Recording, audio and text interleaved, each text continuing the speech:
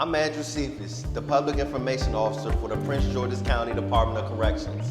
Here at the Department of Corrections, we're a family, and some members of this family have been here for longer than I've been alive.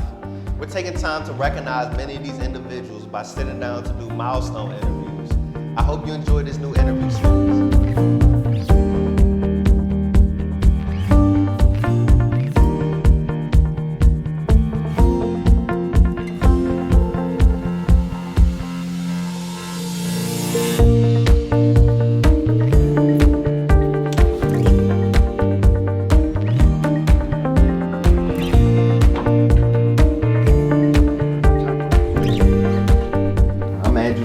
Public Information Officer for the Prince George's County Department of Corrections, and I'm here with our 2019 Officer of the Year.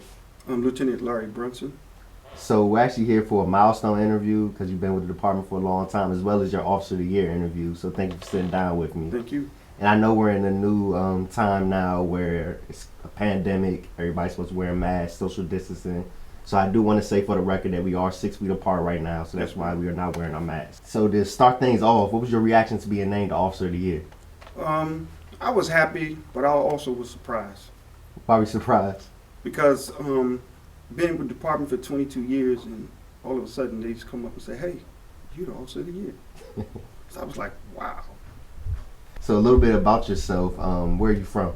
I'm from Washington, D.C. What got you into corrections? Well, actually, coming out the military as an MP, being an MP, we slash MOSs, which is our job, which we did corrections as well as MP. So when I came out the military, I went to the D.C. Department of Correction first and did 2.5 years there. And then they started talking about closing the facilities in D.C. down in Lorton, Virginia. So I said, well, I'm not going to stay on the sinking ship. So I decided to jump ship and come to PG County. So in your current role with the department, what do you do? Right now, I'm the Vice President of the PGCOA. And what made you want to go for a leadership role with the union? Well, after being in the union for approximately 9 years, and I just seen some of the leadership just wasn't doing what they were supposed to do. I said it's time to step up. Somebody need to step up and take charge of what was going on.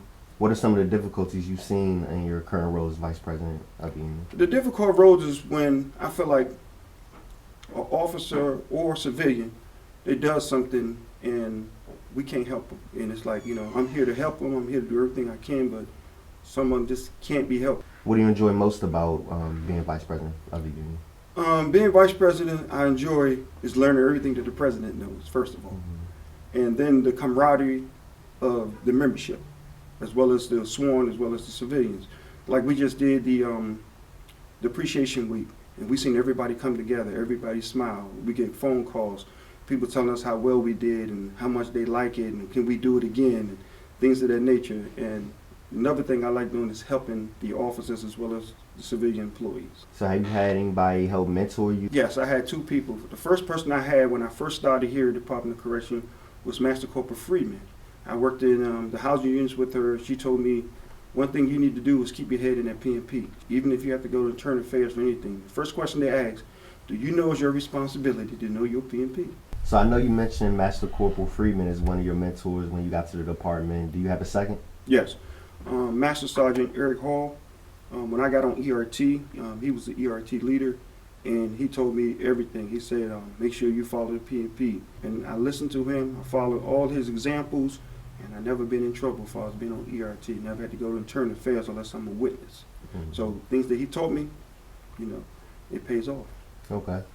So in your nomination for Officer of the Year, it was mentioned that you take initiative to mentor other officers. So what makes you want to do that? I thought it was good to give back and make sure I mentor other officers. So everybody who was under my command when I was on ERT, I told them to make sure you take that corporal's test, make sure you take that sergeant test, look at the PMP, follow my examples. And pretty much they listened to me.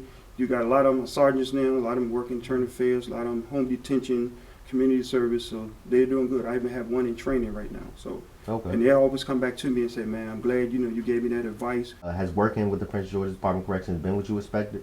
Yes, working, like I said, coming from the military, working as an MP / correction officer, then going to the DC Department of Corrections, working as a correction officer, but that's more like a prison. And then coming to the Department of Correction where we have detainees waiting to go to court to get sentenced. So it was pretty much what I expected. Like I mentioned in the beginning of the interview, we're in a pandemic now. There's a lot of different changes, not only at the jail, but in the whole community. What do you think about some of the changes that have occurred within the Department of Corrections? I think that because this is a pandemic that we wasn't expected, and I think the changes the department made was excellent. Nobody wants to catch COVID-19, and the changes was necessary to do what we had to do to keep people safe. So over your 22 years with the Department of Corrections, I know you've had a lot of different experiences, situations. Is there any that are your most memorable? When I was on ERT, the most memorable one was we have the signal 89H, which was a medical emergency. The guy was hanging. And me and my team, we responded, and we got into the cell. We had to cut him down.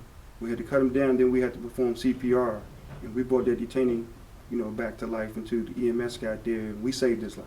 Yeah, I like that you made that point, because a lot of people, when they think of the emergency response team, they think of them responding to fights and, inmates acting up, but you all actually save a lot of lives and stuff. So has that occurred a lot throughout your career, Yes. having to save a life? It was a lot of lives been saved, and some we lost. But also you have fires. When the fire department get here, we have to let them know, where things are at. So it's not just about breaking up fights and being rough and tough. We have to do our job. It's more to ERT. I know you said you've been on ERT for how many years was it? 17 and a half, almost 18 years. Okay, so I was going to ask you, what was your most favorite role with the department? My most favorite role, I think it was being on the honor guard. Okay. And teaching. Okay. The reason why I say honor guard, because we did win 3 honor guard championships. And teaching is I like giving back to the officer. And if I'm teaching it, they're going to get the right way. They're going to get it taught the right way. Not going to just like, okay, I'm just going to pass you because you sit in this class. If you're not doing what you're supposed to do, then I'm going to let you know. In your opinion, what's the most difficult part about working in corrections? Funerals. Funerals.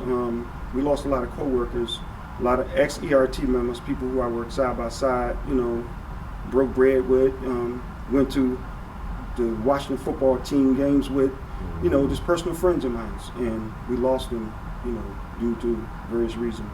So you're actually a very good example of a correctional officer who rose through the ranks and set an example of what you can do to have a successful career with the Department of Corrections. What advice do you have for new officers who are just coming into the department?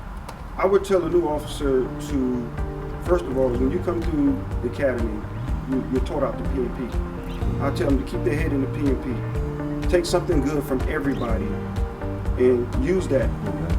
So do you have any more personal career goals you're trying to still accomplish with the department? Well, even though accomplishing all the personal goals that I have, the sky's the limit. It's never enough. So that's all the questions I had. Was there anything else you wanted to add in? One thing I'd like to add is, and this is a message to all the supervisors, you have a lot of good officers over there. We lose a lot of good officers, because they feel like they're not being treated right. Here I am, in 22 years in the department, and like you just said, why was I surprised that I was the employee of the year? And you have a lot of good officers over there. And as supervisors, you need to take care of your officers. Take care of them. I don't care if you write them up. You tell them a good job. Pat them on the back. Thanks for coming to work. Write them up. Employee of the month. Do something. Just don't take it for granted that even though we're central employees, we have to be to work. Just don't look at your officers as just, okay, you should be here. That's it. Because like I said, 22 years is a long time. And a lot of people ask me, what took them so long to give you this award? I was like, I don't know. I had a good supervisor who took care of me. Thanks for sitting down with me. I really appreciate it. Appreciate you.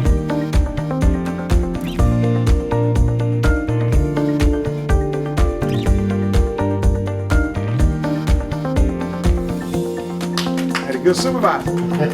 Took care of me. She's right there. That's right.